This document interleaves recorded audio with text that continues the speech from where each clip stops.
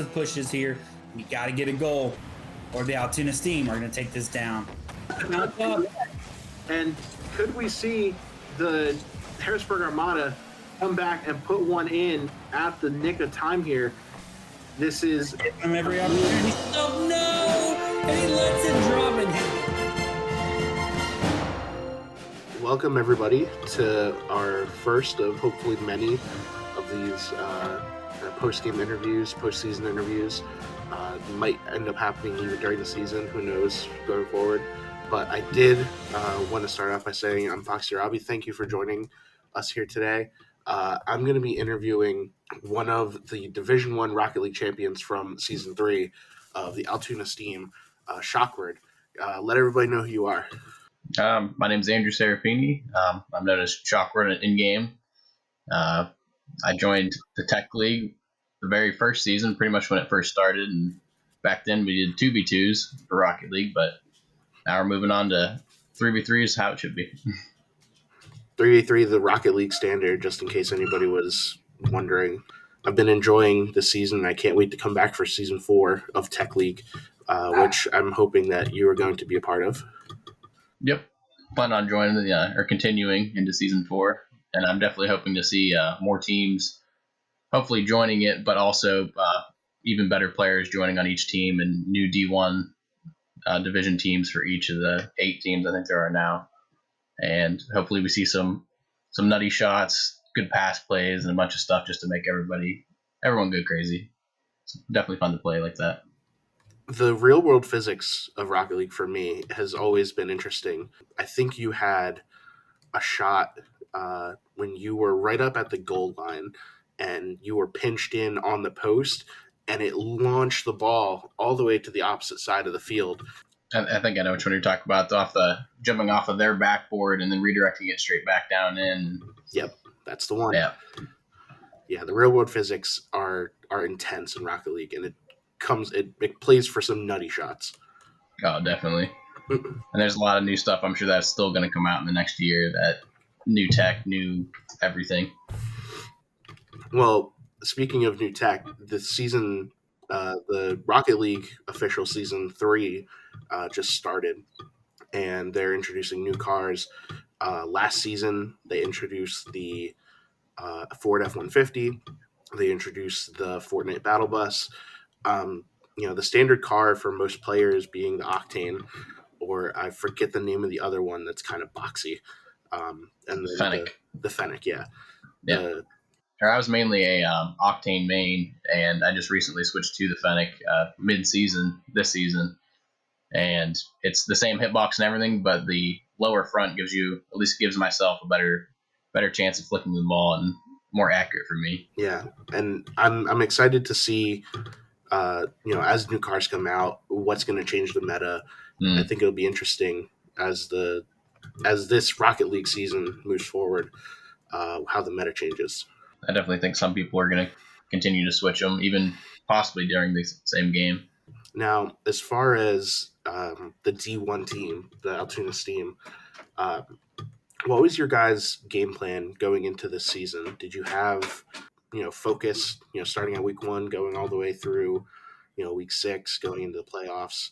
Other than we're going to do our best and we're going to win. Was there a setup where, hey, if you just set me up on the left side with a single bounce, I got it every time?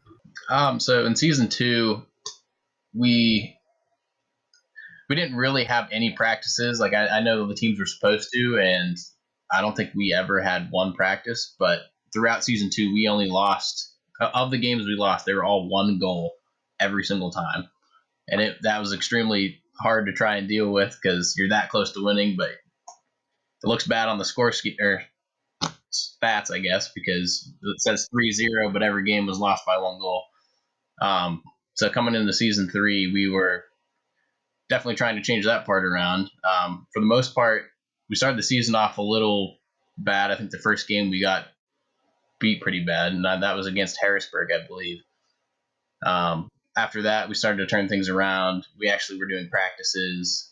We would scrim our D2 team all the time, at least weekly. That was something I was wondering. I was wondering if D1 and D2 scrimmed with each other, quote-unquote grand championship of the Tech League.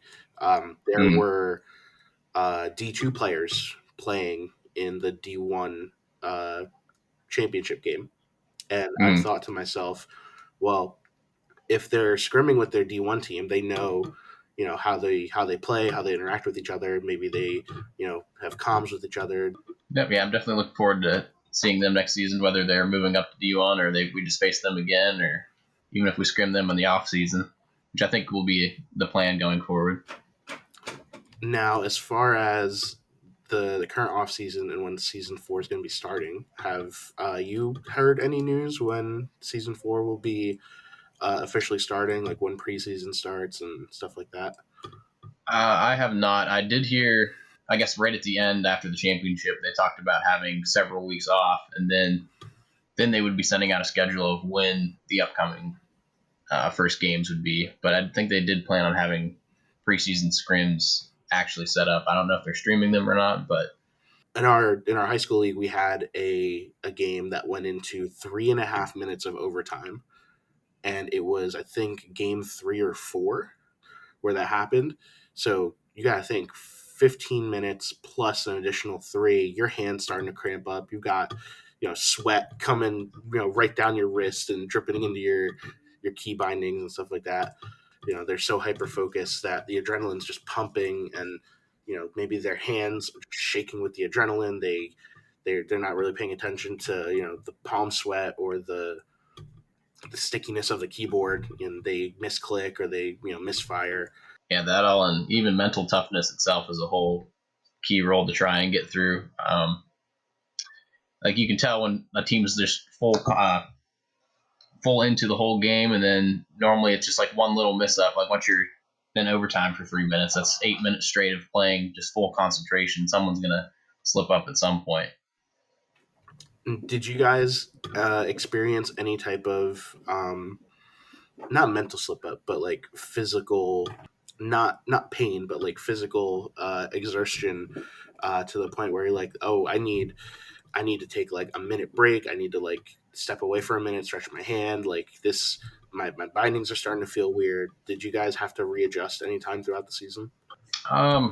During the games, personally, I don't think so. I think the biggest problem for me, and I'm assuming others also, was games that were on the big stream. The first game was always terrible. Like I'd come out and I couldn't hit like the easiest thing because I'm like, I don't know, it's kind of like being back in high school when you have your like a basketball game and you're just kind of shaking and like you're excited for the game, but you're just nervous, but in a good way, and you just can't play like your normal self until you get into it for about 5-10 minutes.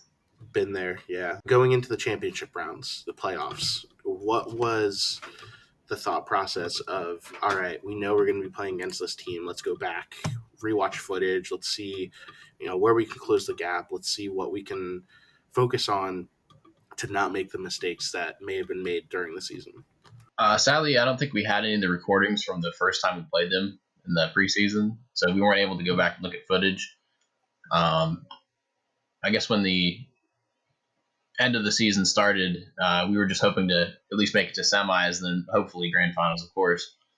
For us, I think winning semifinals against whichever team that was, I don't remember now. I think that was our toughest opponent, just because I think in the offseason we also lost to them by 8 points, and that was just the closest match. And then all of a sudden we came, and one of the games we beat them by 5 points, and I think after that we had so much confidence we just used that the week following and used that against the finals.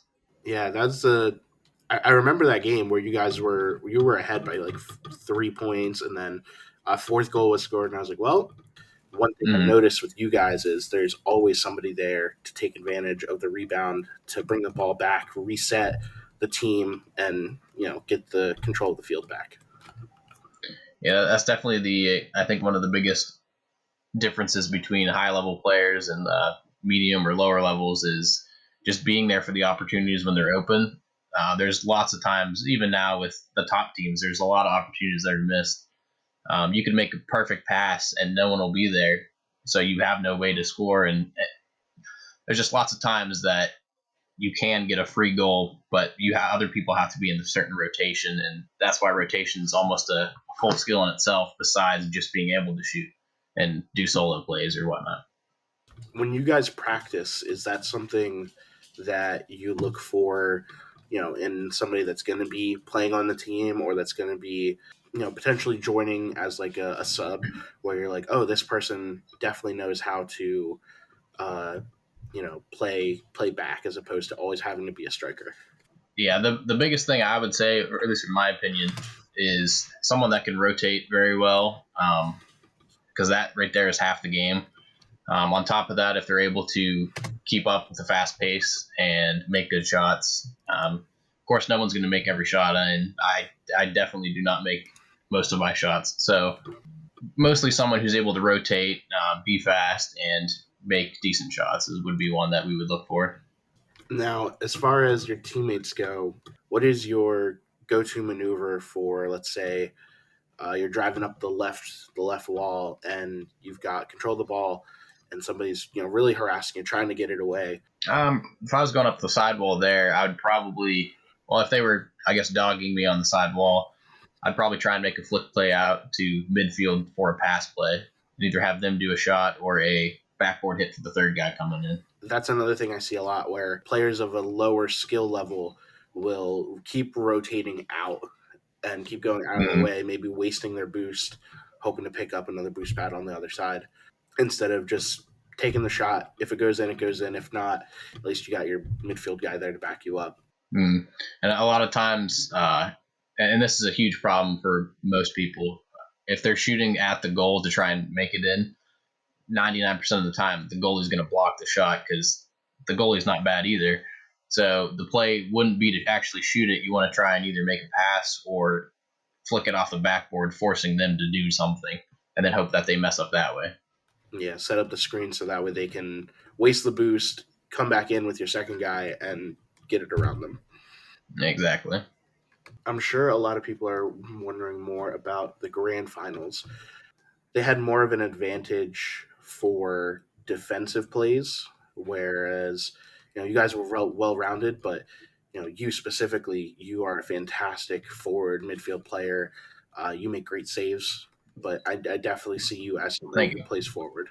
Yeah, I honestly see myself as not the striker, I'm more of a defensive, but I go for assist, basically, as what I see myself as. Try and set up plays and go for passes, and hope that my teammates are in the spots, or hope that I hit the spots. And that's the thing with Rocket League, like the capacity for the ceiling comes up a lot, especially with drop shots. If you know the right spot to be in, if you can look at the ground and go, all right, I'm from here, I can see I'm like 2 inches from the goal line. If I drop it here, it's going to go right in.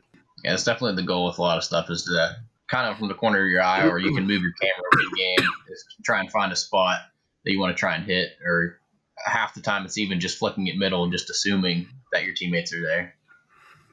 Yeah. The thing that stood out to me in the grand finals was how fast you guys were. Can you talk about more about the plan for the grand championship going into it? Going into it, we weren't sure if, like you keep saying, the two Diamond 2s, or not Diamond 2s, the two D2 players, we weren't sure if they were going to be there, or if it was their main three, or what it was going to be. So we just assumed it was going to be their starting three. Our plan was to just be as fast as we could, but in a way that we were still able to shoot and do our normal stuff. Boost management, we tried to be able to get the pathways down to always keep boost, try and stay max speed most of the time, and just try and make good shots off of that. Was there ever a spot where you were feeling like, okay, we've got our rhythm down, we can let up a little bit, just take it coasting, maybe for like a minute, just to get ourselves back into the zone and reset? I know after the first game, because I believe we lost that one pretty bad. Again, that one, at least for myself, I would say it's just a lot of nerves, and just knowing everyone's watching us the finals. It's just hard to deal with the very beginning game. Then once we got past that, we started to pick it up, and we just pushed forward from there. I don't think we didn't try to let up as much, but I know towards the last game, when it was already about done, Yeah, that last game that pretty much sealed it for you guys. And when you guys are playing at such a high level, there are less mistakes compared to maybe in game one where you're just feeling it out, trying to see who's gonna make the first mistake. Do you find that to be something that sticks out to you, or is it just the nature of the game where um, once you're locked in and focused, it's kind of just it comes out like that? I think for the most part, especially in those games when it's just a tight match, everything's just you have to be perfect. One little mistake's going to lead to a goal. Most of the time, the goal is led by just a miscommunication. Like you see two people going for the same ball and both people stop. I know we had that happen, I believe, in the grand finals. I think it was DJ and I both going for the same ball, and then we both said, I got it, and then we both stopped, and then it just little things like that, and it's just everything has to be perfect or else you're going to mess up, and it does get very tense. Yeah, shaking off that rust in the first game, after a couple days off, just trying to maintain that focus. Yeah, it's definitely something good that I need to do that, but definitely something that we should do and everyone should do is just take that minute break and try and calm yourself down and prepare for the next game. Before we cut this out, I did want to talk about team comms because I think it's important that people know the lingo and little things here and there, basics. Let's go over a couple basics. Flip reset. When somebody says he takes the flip reset and gets back into the action, what are they calling out? So basically, you get two. Well, I guess for the extreme term, if nobody knows anything about Rocket League, in Rocket League you get one jump, and then you can use your second jump to either flip or just jump again. You only get two jumps until you touch the ground again, or basically all four wheels touch the ground. So if you're flying in the air and you already used both of your jumps, if you can get all four wheels or the base of your car to touch the ball, that's the same thing as touching the ground basically, and you can use another flip off of it, and they call that a flip reset.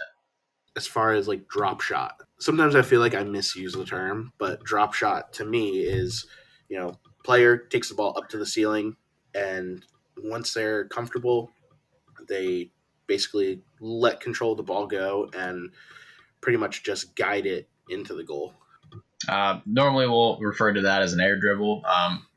They'll try and dribble the ball but in the air and then keep their car underneath it and use the remaining boost to bring it into the net or for a pass play. Gotcha. All right, so air dribble, to me, air dribble was, all right, I'm like in the middle of the air, not so much high height, but mid. To me, air dribble was like, all right, I'm just gonna keep my boost up, maybe rotate here, left, right, then come back down and charge the ball forward. Yeah, that while with the ball. A lot of the times, air dribbles will be used from if the ball is rolling up the wall, you drive onto the wall, hit it out into the midfield, then you follow it, and then try and dribble it in the air. Or in the midfield, if the ball's bouncing, you hit it as it bounces, and then you follow it up in the air again. Now, I don't think it needs much explaining, but double bounce, pretty standard. Anytime you touch the ball twice within like a second, maybe 2 seconds, and it creates a doubling effect where it bounces off the wall to you, the wall, and then maybe away or back to you, and then away.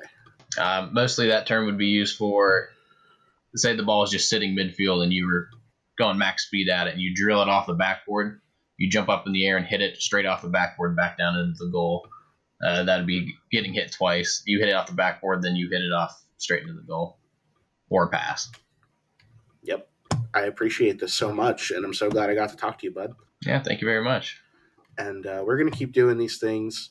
Again, congratulations to you and the D1 Altoona Steam team. You guys did fantastic. I'm looking forward to you guys coming back. Yeah, definitely look forward to having you cast our games again. Thank you. All right, so I think that's going to be it for tonight, everybody. Thank you for joining us. It has been a pleasure. You guys have a good night. Have a good one.